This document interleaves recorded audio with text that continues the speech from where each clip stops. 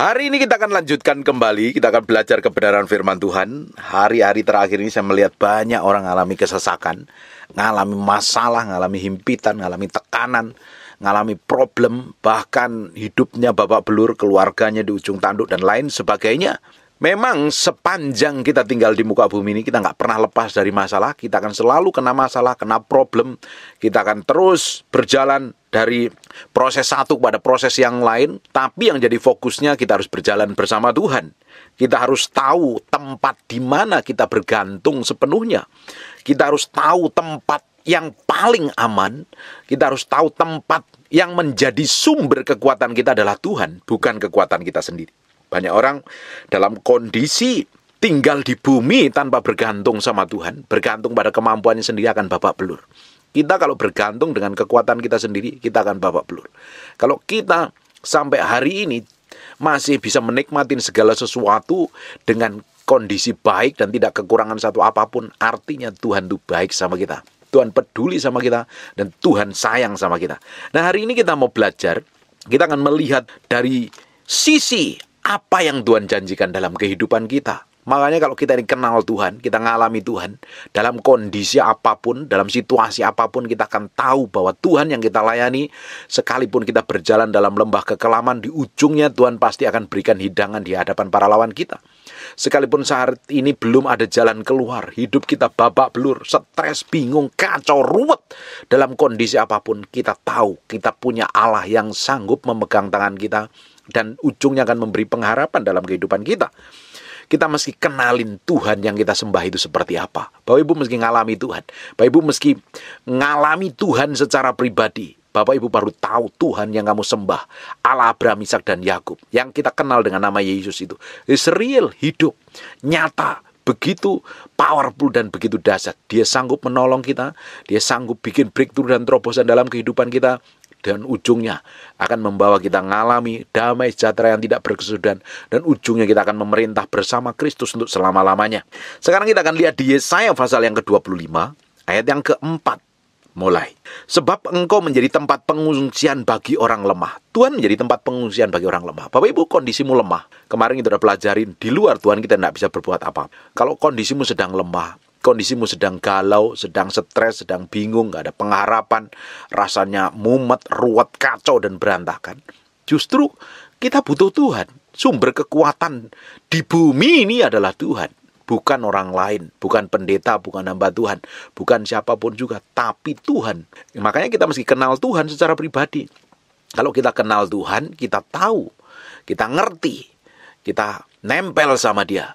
Bukankah Tuhan pencipta langit dan bumi? Dia yang menguasai seluruh bumi dan jagat raya ini. Dia mengerti semua persoalan dan isi hati setiap orang. Justru harusnya kita tahu bahwa harusnya kita nempelnya sama Tuhan. Bapak Ibu ngadami lemah kayak apapun, yang sanggup memberi kekuatan sama hanya Tuhan kok. Yang sanggup memberikan kemampuan kepada hidupmu adalah Roh Kudus. Tuhan akan berikan bukan roh ketakutan, tapi roh yang memberikan kau damai sejahtera. Roh keberanian, roh kepekaan yang tajam bisa membedakan mana yang salah dan mana yang benar. Justru waktu kamu lemah, perlu Tuhan. Sebab engkau menjadi tempat pengungsian bagi orang lemah. Tempat pengungsian bagi orang miskin dalam kesesakannya. Orang yang miskin, melarat, terjerat hutang, ditipu orang, ekonominya babak belur, bangkrut. Pokoknya ditekan persoalan yang berat. Tempat pengungsian paling aman adalah Tuhan. Karena di dalam Tuhan ada kelegaan, ada sukacita. Perlindungan terhadap angin ribut, naungan terhadap panas terik. Sebab amarah orang-orang yang gagah sombong itu seperti angin ribut di musim dingin. Seperti panas terik di tempat kering, kegaduhan orang-orang di luar kau diamkan. Seperti panas terik ditiadakan oleh naungan awan, demikianlah nyanyian orang yang gagah sombong ditiadakan. Dengerin baik-baik. Tuhan akan membuat hidup kita ngalami sesuatu yang ilahi selama engkau jalan sama Dia. Kalau Tuhan berjanji, Tuhan akan membuat hidupmu mengalami peninggian, mengalami promosi, mengalami kemerdekaan, dan kau dibebaskan dari kesesakan. Itu janji Tuhan, percaya. Bagian kita adalah berjalan setiap hari bersama Tuhan. Berjalan sama Tuhan artinya menyerahkan hatimu, pikiranmu, perasaanmu sama Tuhan. Justru kita akan melihat hal-hal yang ilahi yang Tuhan siapkan kepada kita Kita akan melihat perkara ilahi yang Tuhan kerjakan dalam kehidupan kita. Nempel sama Tuhan. Dalam kondisi kesesakan, dalam kondisi stres, dalam kondisi bingung, jangan coba pakai pikiranmu sendiri. Bapak Ibu, kalau engkau dalam kondisi sesak, kondisi stres, kondisi bangkrut, kondisi ribut, kondisi tertekan, ngalami banyak sekali himpitan, persoalan, justru kamu harusnya bergantung sama Tuhan. Nempel sama Tuhan. Pak, bagaimana nempel? Simple. Kamu serahkan aja semuanya ke dalam tangan kuasa Tuhan. Kamu mulai berlutut doa nyembah Tuhan. Jangan pernah memikirkan segala sesuatu yang belum terjadi di masa yang akan datang. Seringkali kita memikirkan segala sesuatu yang belum terjadi di masa yang akan datang. Akhirnya Pak, kita terjebak dengan kekhawatiran, kita terjebak dengan kecemasan, kita bingung, kita coba cari jalan keluar sendiri, dan ujungnya hidup kita akan tambah babak belur. Hari ini kita meski belajar benar-benar naruh hati ini sepenuhnya di hadapan Tuhan. Sungguh-sungguh menaruh hati sepenuhnya di hadapan Tuhan. Saya berdoa Tuhan campur tangannya dalam hidupmu dan dia buka jalan sesuatu yang ilahi. Ini dibutuhkan penyerahan dulu. Kita akan lihat janji Tuhan di ayat yang ke-6. Tuhan semesta alam akan menyediakan di Gunung Sion ini bagi segala bangsa-bangsa suatu perjamuan dengan masakan yang bergemuk, suatu perjamuan dengan anggur yang tua benar, masakan yang bergemuk dan bersumsum, anggur tua yang disaring endapannya. Tuhan berjanji loh, suatu hari Tuhan akan berikan suatu perjamuan dan masakan yang berlimpah ruah, perjamuan anggur-anggur yang terbaik secara luar biasa. Kalau Tuhan berjanji, bagian kita jalan.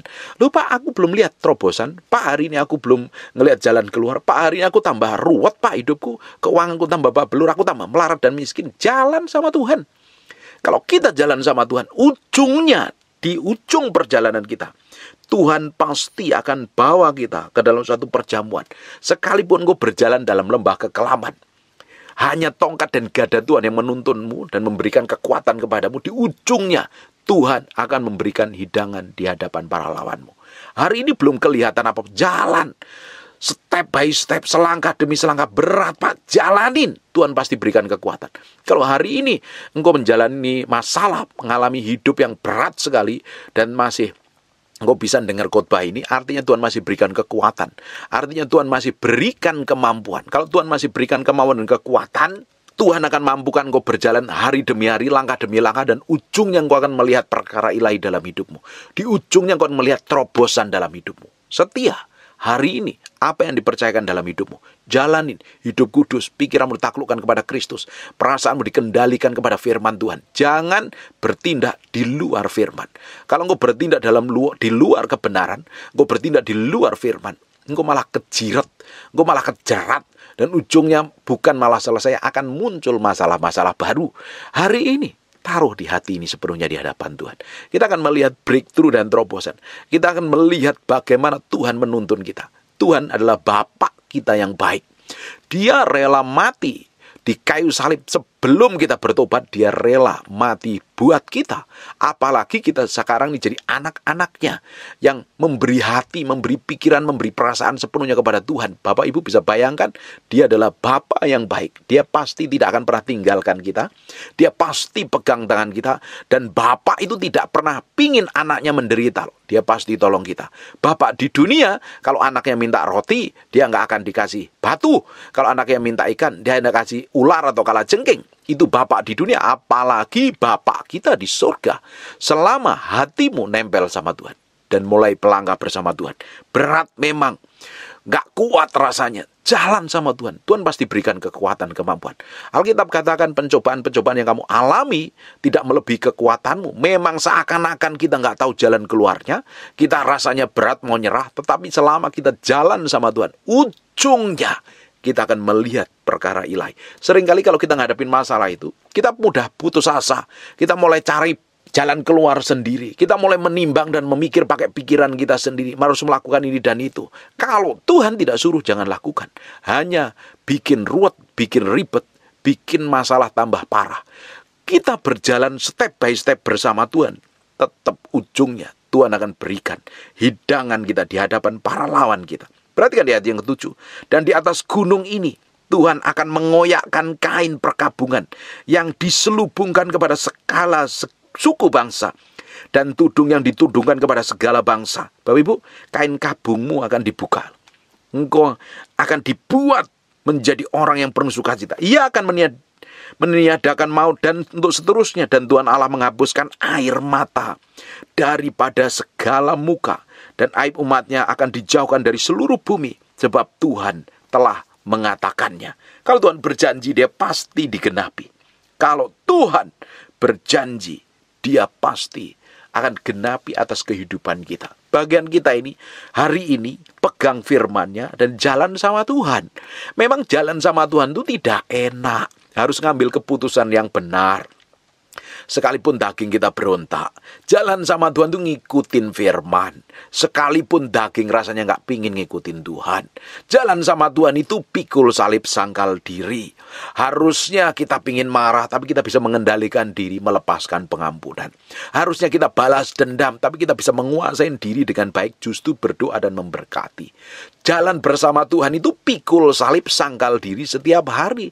Menaklukkan, menundukkan diri kita ini sepenuhnya kepada Kristus. Dan berjalan sesuai firman. Kalau kita tidak berjalan sesuai firman, ujung hidup kita akan babak belur.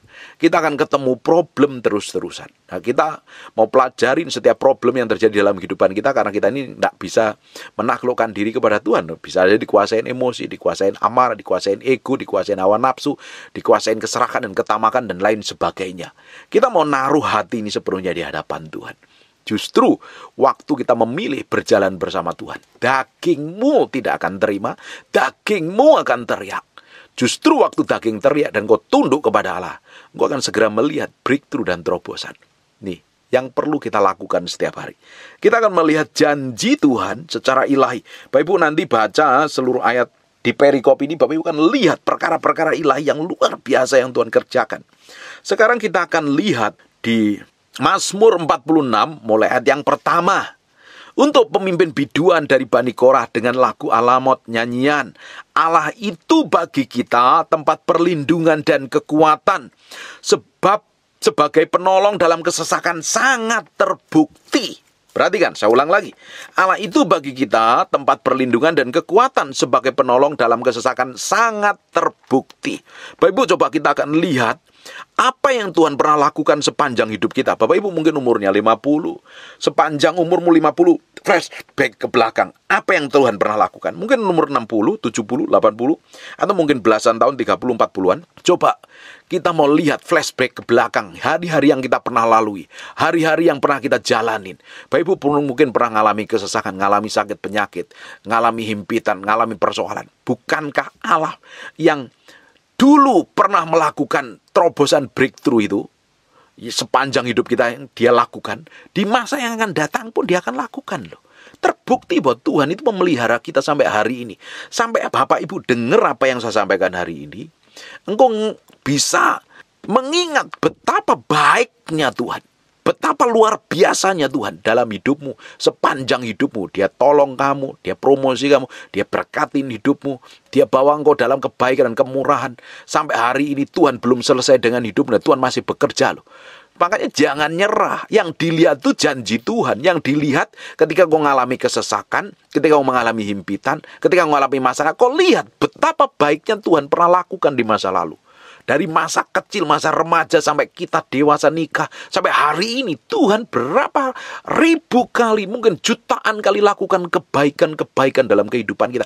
Itu bukti dia adalah Allah yang menolong hidup kita. Dia Allah yang setia. Dia Allah yang punya rencana dalam kehidupan kita. Kalau di masa lalu Tuhan tolong, kalau di masa lalu Tuhan sertai, kalau di masa lalu Tuhan pernah promosi, Tuhan pernah sembuhkan, Tuhan pernah bikin breakthrough dan terobosan. Percaya apa yang Tuhan lakukan di masa lalu, dia juga akan lakukan di masa yang akan datang dalam hidupmu. Jadi tidak ada alasan untuk stres. Jadi tidak ada alasan untuk bingung. Tadi tidak ada alasan untuk kacau. Kita ini kacau, bingung, stres karena kita pakai pola pikir kita sendiri. Kita pakai cara pandang kita sendiri.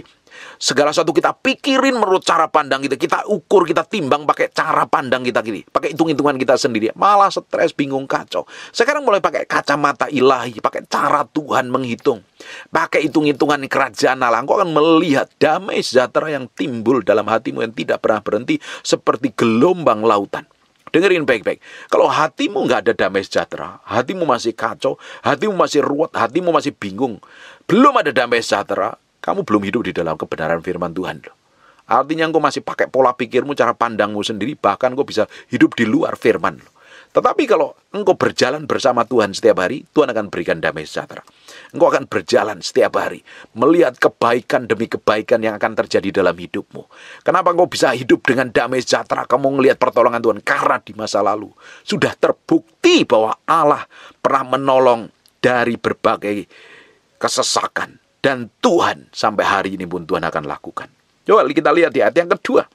Sebab itu kita tidak akan takut sekalipun bumi berubah, sekalipun gunung-gunung goncang di dalam laut, sekalipun ribut dan berbuih airnya, sekalipun gunung-gunung goyah oleh geloranya. Dengerin baik-baik. Kenapa kok kita bisa tenang, rileks, dan enjoy jalan hidup?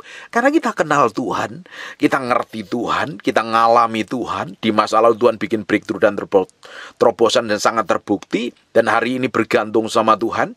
Untuk kedepannya kita pun juga bergantung sama Tuhan. Karena Tuhan panggil kita, Dia akan menyelesaikan sampai garis akhir. Bagian kita hanya nempel, ngikutin apa yang Tuhan mau saja. Ujung kita menikmatin semua kebaikan dan kemurahan Tuhan. Jalan terus sama Tuhan. Hari ini mulai nikmatin semua kebaikan dan kemurahan Tuhan. Kalau engkau masih babak belur hidupmu, kacau hidupmu, artinya engkau belum berserah penuh di hadapan Tuhan. Jalan sama Tuhan. Ngikutin kehendaknya, ngikutin maunya. Kita akan sama-sama menikmatin kebaikan Tuhan secara ajaib dan dahsyat dalam kehidupan kita. Kamu nggak akan bingung.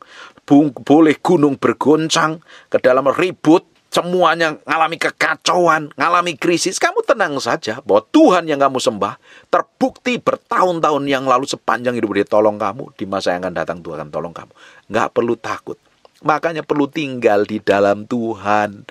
Perlu ngalami Tuhan secara pribadi. Bapak Ibu nggak bisa hanya ngandelin pendeta. Nggak bisa hanya dikit-dikit telepon pendeta, minta dikonselingi, minta didoain, minta dinubuatin. Engkau sendiri harus ngalami Tuhan, engkau sendiri harus cari Tuhan, engkau sendiri harus kenal Tuhan. Semakin kau kenal Tuhan, semakin kau cari Tuhan, kau akan kenal dan alami Tuhan sendiri. Sehingga kamu memiliki pengertian yang semakin hari semakin dewasa di dalam Kristus. Kamu akan melihat masa depanmu penuh pengharapan. Kita lihat lagi di ayat yang keempat. Kota Allah, kediaman yang maha tinggi, disukakan oleh aliran-aliran sebuah sungai. Allah ada di dalamnya. Kota itu tidak akan terguncang. Allah akan menolongnya menjelang pagi. Bangsa-bangsa ribut, kerajaan-kerajaan guncang. Ia memperdengarkan suaranya dan bumi pun hancur. Tuhan semesta alam menyertai kita. Kota benteng kita ialah Allah Yakub. Pergilah, pandanglah pekerjaan Tuhan. Lihat pekerjaan Tuhan. Dan yang mengadakan pemusnahan di bumi, yang menghentikan peperangan sampai ke ujung bumi, yang mematahkan busur panah, menumpulkan tombak, membakar kereta-kereta perang dan api. Diamlah dan ketahuilah bahwa akulah Tuhan. Aku ditinggikan di antara bangsa-bangsa, ditinggikan di bumi. Diam dan perhatikan apa yang pernah Tuhan lakukan dalam hidupmu. Engkau akan diberikan kemampuan dan kekuatan secara ilahi. Kalau engkau bergantung sepenuhnya sama Tuhan dan tinggal di dalam hadiratnya adalah tempat paling aman. Tinggal di dalam hadiratnya, dekat dengan Tuhan adalah tempat yang paling damai dan sejahtera. Di sanalah engkau akan mengalami kepenuhan Allah. Di sanalah engkau akan mengalami ketenangan jiwamu dan setan tidak akan bisa menjamahmu lagi. Sekarang kita akan lihat di Mazmur 91 mulai ayat yang pertama.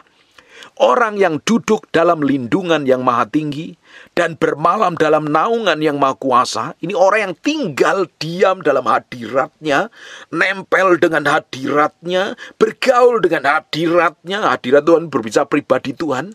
Orang ini mengalami Tuhan dan dia bisa ngomong begini, tempat perlindunganku dan kubu pertahananku, Allahku yang kupercayai. Tempat perlindungan paling aman dan kubu paling kuat dan kokoh yang tidak bisa ditembak musuh adalah duduk diam dalam lindungan yang maha tinggi.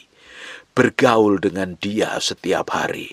Nempel hatimu kepada Tuhan. Bergantung sepenuhnya kepada Tuhan. Bapak Ibu, kalau kita ini pikiran kita nggak selaras dengan firman, nggak bergantung sama firman, Kita tiba-tiba mulai dengar perkataan orang dunia, dengar informasi dunia, dengar pikiranmu sendiri. Tiba-tiba kau jadi khawatir dan kacau loh. Tambah ruwet, bahkan putus asa. Bahkan beberapa orang sampai ingin ngakhirin hidupnya. Karena apa? Kamu coba pakai cara pandangmu sendiri. Tapi kalau engkau tinggal di dalam tempat yang maha tinggi, orang yang duduk dalam lindungan yang maha tinggi, dan bermalam dalam naungan yang maha kuasa, ini orang nempel, memiliki kedalaman dengan Tuhan. Duduk diam dalam hadiratnya, tinggal dalam naungannya, bergaul intim dengan firman, bergaul intim dengan Roh Kudus. Orang ini akan kenal Tuhan. Makanya dia bisa ngomong, tempat perlindungan dan kubu pertahananku, Allahku yang kupercayai. Boleh terjadi masalah, boleh terjadi guncangan, boleh terjadi krisis, boleh terjadi kebangkrutan, boleh aku ditipu orang, boleh aku dianatin orang, boleh aku dipersalahkan orang, boleh aku di ujung tanduk rasanya nggak tahu lagi apa yang harus kuperbuat. Tapi aku kenal Tuhan, Allah yang kupercayai, Allah yang aku sembah, Allah yang aku layani siang dan malam. Dia gunung, batuku, tempat perlindunganku dan kubu pertahananku. Tidak ada yang sanggup bisa sentuh hidupmu. Dalam kondisi terjepit dan mengalami kesesakan yang berat, engkau perlu duduk diam di dalam hadiratnya Tuhan. Setan gak bisa sentuh kamu, setan gak bisa jamah kamu. Justru kamu akan dilimpahi dengan hikmat, pengertian, dan kekuatan serta kuasa Tuhan. Sungguh dialah yang melepaskan engkau dari jerat perangkap burung dan penyakit sampar yang busuk. Dengan kepaknya ia akan melindungi engkau, di bawah sayapnya engkau akan berlindung. Kesetiaan adalah perisai dan pagar tembok. Bapak bisa baca semuanya di Mazmur 91. Kalau engkau duduk diam dalam hadiratnya, menikmatin persekutuan intim dengan dia, dalam kondisi stres, dalam kondisi bingung, dalam kondisi galau, dalam kondisi nggak tahu jalan keluar, duduk diam dalam hadiratnya, kau menikmatin kebaikan, kau menikmatin kedahsyatan, kau menikmatin sesuatu yang ilahi, kau menikmatin perkara yang dahsyat. Dan saya percaya Tuhan belum selesai dengan hidupmu sampai hari ini. Engkau boleh stres hari ini karena engkau pakai pikiranmu sendiri, karena masalah yang kamu hadapin rasanya belum ada jalan keluarnya. Tapi engkau akan menikmatin semua kebaikan dan kemurahan Tuhan. Engkau akan menikmatin ujungnya, Tuhan akan berikan hidangan di hadapan para lawanmu. Nikmatin saja jalan bersama Tuhan. Kita lihat di ayat yang ke-14-nya. Sungguh hatinya melekat kepadaku, maka aku akan meluputkannya. Aku akan membentenginya sebab ia mengenal namaku. Bila ia berseru kepadaku, aku akan menjawab. Aku akan menyertai dia dalam kesesakan. Aku akan meluputkan dan memuliakan dia. Bapak Ibu, dalam kesesakan Tuhan akan menyertai hidupmu, dan ujungnya dia akan meluputkanmu dan mempromosimu. Dan ada bonusnya. Dengan panjang umur akan kukenyangkan dia, dan akan kuperlihatkan kepadanya keselamatan daripadaku. Orang yang nempel sama Tuhan, umurmu akan diberikan umur sampai lanjut dan jadi berkat bagi banyak orang. Menyerahkan hatimu sepenuhnya di hadapan Tuhan di masa kesesakan. Belajar menikmatin penderitaan bersama Tuhan. Menikmatin kesesakan bersama Tuhan. Pak, aku udah ikut Tuhan, aku sungguh-sungguh aku ngalami kayak begini, jalan terus sama Tuhan. Pak, aku udah doa dan puasa belum terjadi terobosan, jalan terus sama Tuhan. Sampai kapan? Sampai Tuhan lepaskan hidupmu dan promosi hidupmu. Di balik semua kejadian yang terjadi dalam hidup kita, Tuhan punya tujuan dan maksud, tujuan untuk memuliakan nama Dia. Tuhan sedang ngajarin kita berjalan dalam kedewasaan. Tuhan sedang ngajarin kita menikmatin hadiratnya, diubah dalam hadiratnya, dan engkau memiliki karakter kerajaan Allah.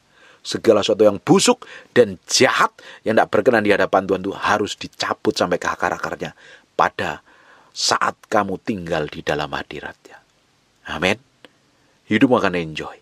Saya berdoa engkau bisa mulai tersenyum dan jalan sama Tuhan. Tuhan di masa lalu baik sama saya, pernah menyembuhkan saya, pernah promosi saya, pernah lepaskan saya, pernah berkatin saya. Aku tahu di masa yang akan datang Tuhan akan lakukan, sebab pertolongannya sangat terbukti. Dia Allah yang dahsyat, yang tidak pernah meninggalkan kita. Amin. Tutup matamu, tutup Alkitabmu. Kita berdoa. Bapak, terima kasih buat firman-Mu, kami materaikan dengan darah anak domba Allah, nempel dalam hati kami, terpahat dalam lubang firman jadi kehidupan. Berkati setiap orang yang mendengar firman ini, dikuatkan, diteguhkan, diubahkan dalam hadir-Mu. Mengalami Tuhan, memiliki komitmen hidup benar di hadapan Tuhan. Nah, mau berdoa biar kasih karunia Tuhan melimpah-limpah. Nah, mau berdoa setiap orang yang rajin mendengar firman yang mau sampaikan, Tuhan berkati mereka, pulihkan mereka, Tuhan promosi dan tinggikan, pakai hidup mereka secara ajaib dan dahsyat. Aku berdoa untuk orang yang sakit dan mengalami kelemahan tubuh oleh bilur Yesus, oleh darah Yesus, jadilah engkau tahir, jadilah engkau sehat, jadilah engkau sembuh. Jadi seperti aku doakan dan katakan, dalam nama Yesus kami berdoa dan mengucap syukur. Haleluya. Amin. And God bless you. Terima kasih Tuhan, terima kasih, terima kasih. We thank you, we praise you, we adore. Terima kasih buat siang hari ini. Kami mau dedikasikan hidup kami siang hari untuk menyembah-Mu, untuk datang di hadirat-Mu. Kami berikan korban yang terbaik dalam nama Yesus. Haleluya. Amin, amin. Tetap berdiri, pegang HP-nya dulu, di silent. Saya nggak mau dengar suara HP hari ini. Pastikan HP-mu di silent. Tetap berdiri sebentar. Di Kidung Agung pasal yang ke-8 dan 6 dan 7. Taruhlah aku seperti materai dalam hatimu, seperti materai pada lenganmu, karena cinta kuat seperti maut, kegairahan gigih seperti dunia orang mati. Nyalanya adalah nyala api, seperti nyala api Tuhan. Air yang banyak tak dapat memadamkan cinta, sungai-sungai tak dapat menghanyutkannya. Sekalipun orang memberi segala harta benda, rumahnya itu cinta, namun ia pasti akan dihina. Kita harus tempatkan Tuhan jadi yang utama dan terutama, lebih dari apapun juga. Taruh Tuhan harus jadi yang utama dalam hatimu. Hari ini kita mau berikan hati kita ini sepenuhnya untuk Tuhan pagi hari ini. Mulai fokus hatimu sama Tuhan. Jangan fokus sama saya. Saya ini bukan siapa-siapa. Kita minta sesuatu yang berbeda pagi hari ini. Nanti ada urapan seperti gelombang yang akan memenuhi ibu-ibu semua. Begini namamu,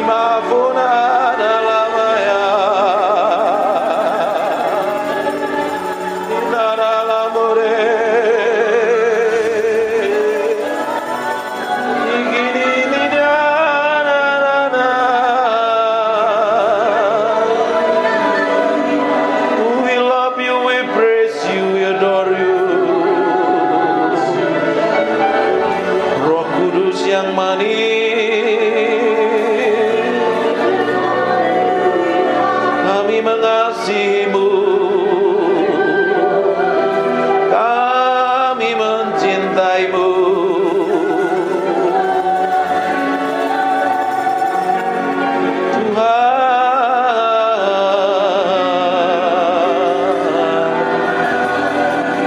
Berembus dengan kuasa-Mu,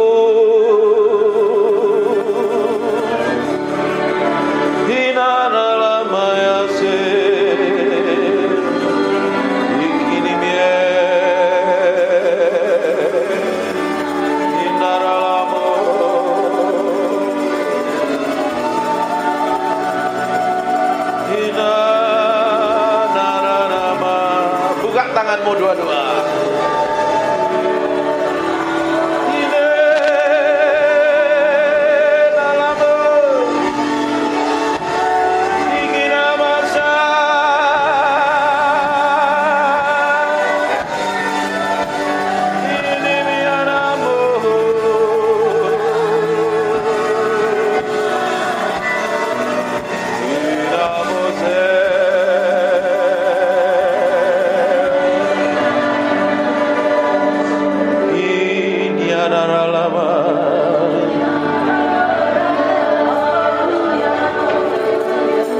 Sementara aku menyanyikan mazmur ini, aku berdoa urapan-Mu turun seperti gelombang mengalir, penuhi orang yang haus dan lapar akan hadirat-Mu.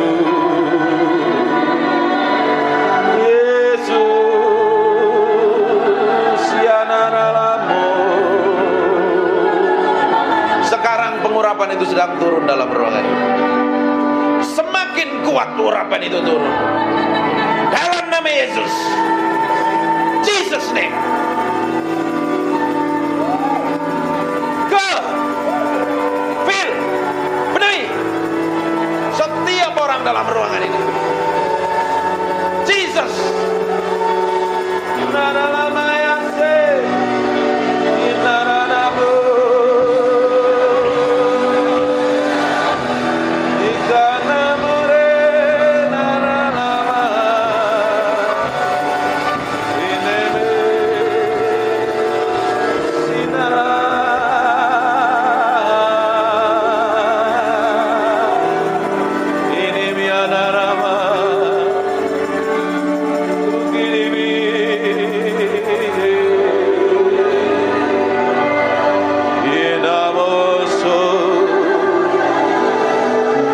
Nikmati Tuhan, nikmati hadirat-Nya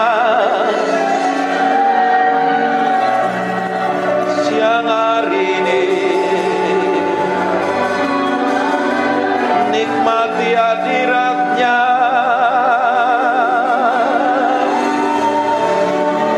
nikmati hadirat-Nya, memuaskan hatimu, memuaskan hatimu, memuaskan hatimu.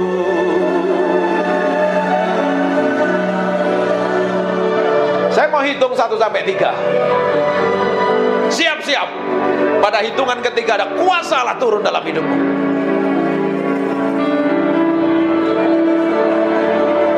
Nikmati hadirat-Nya. Siap-siap saja kuasanya turun menjamahmu. 1.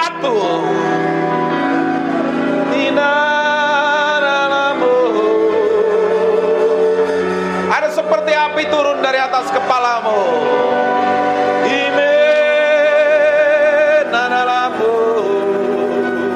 Dua. Sekarang terima itu. Jesus. Take. Jesus name. Go. Maralah pakai. Terus. Terus. Terus. Take it. Touch in Jesus name. Jesus name.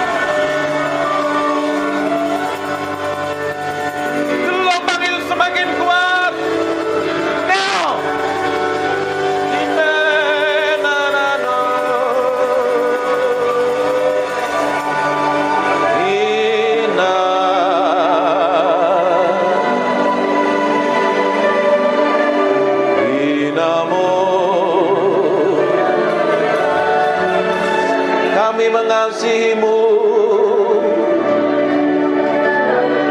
kami mencintaimu. Dari hati kami mengalir penyembahan, dari hati kami mengalir mazmur. Jesus, Jesus.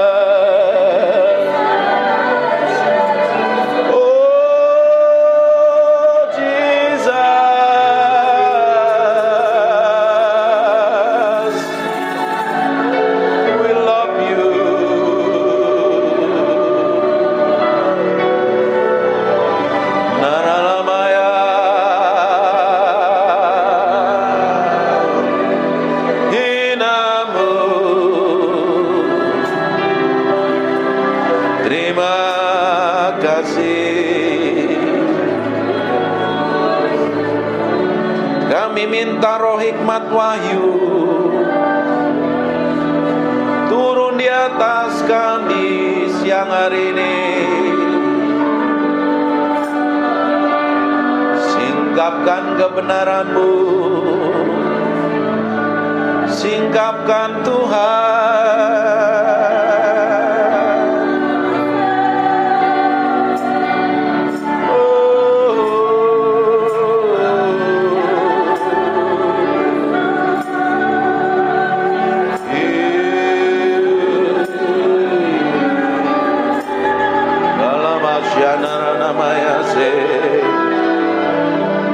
Terima kasih, terima kasih,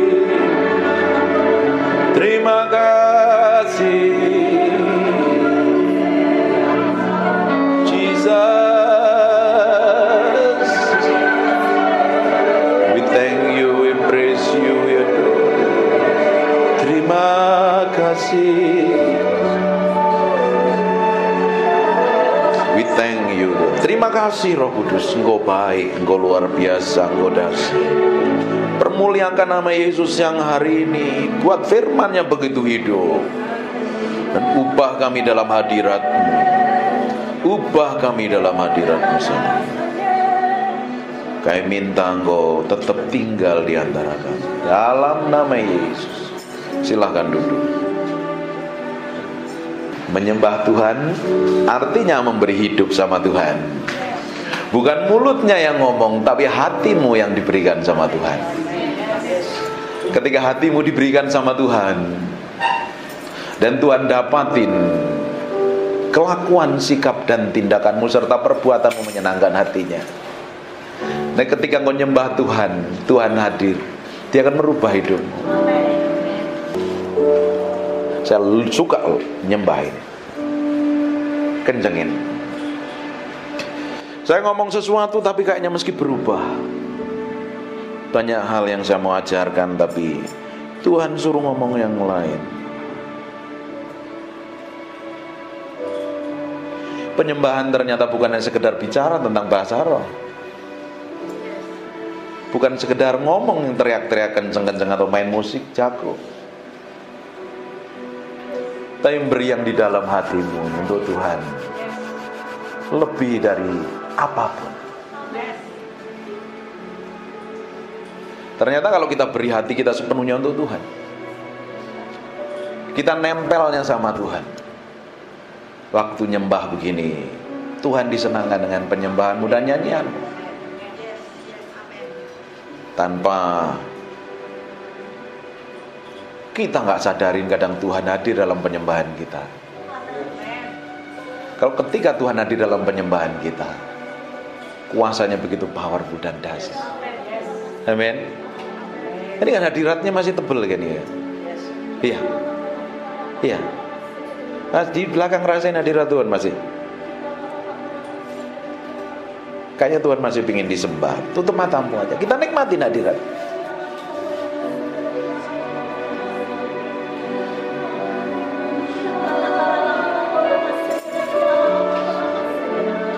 Naralamaya, naralamu, sinanamore.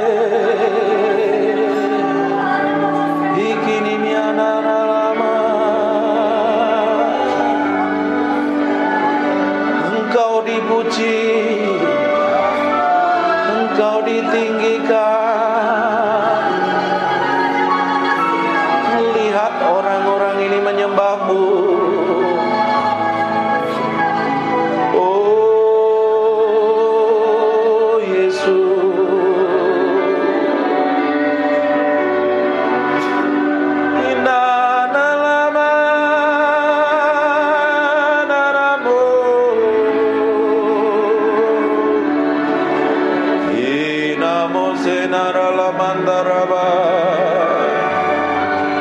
mulai bangun keintimanmu dengan Tuhan.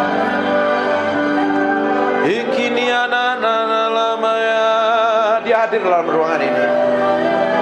We thank you. I feel. We thank you.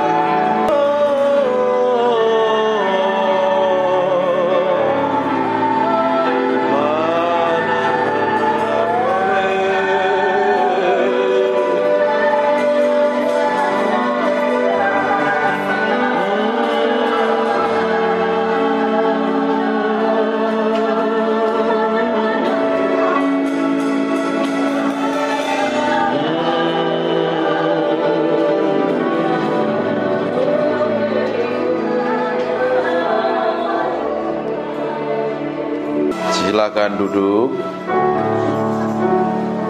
Bapak Ibu, perkara rohani itu paralel dengan perkara jasmani. Kalau kita menang secara rohani, kita akan menang secara jasmani. Kalau kita menjadi manusia rohani, karaktermu pasti berubah. Mulutmu berubah. Tidak mungkin kita rajin nyembah, tidak mungkin kita ngaku cinta Tuhan dan mengasihi Tuhan.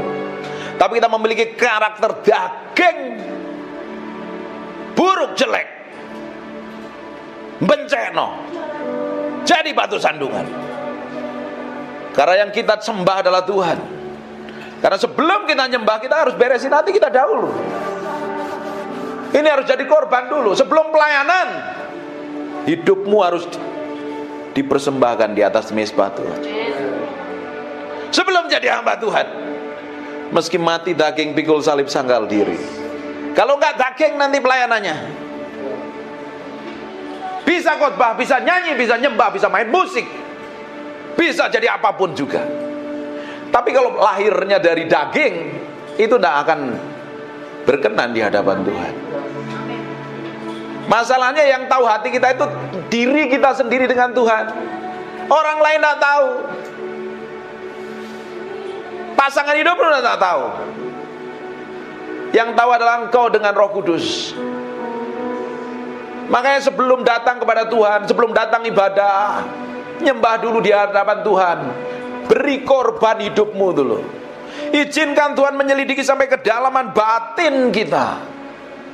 Kalau hal yang busuk, jahat, motivasi jahat, kelakuan buruk, kita bisa datang ibadah, tapi kalau kita memiliki sikap dan kelakuan yang buruk, tidak berkenan di hadapan Tuhan, buat apa?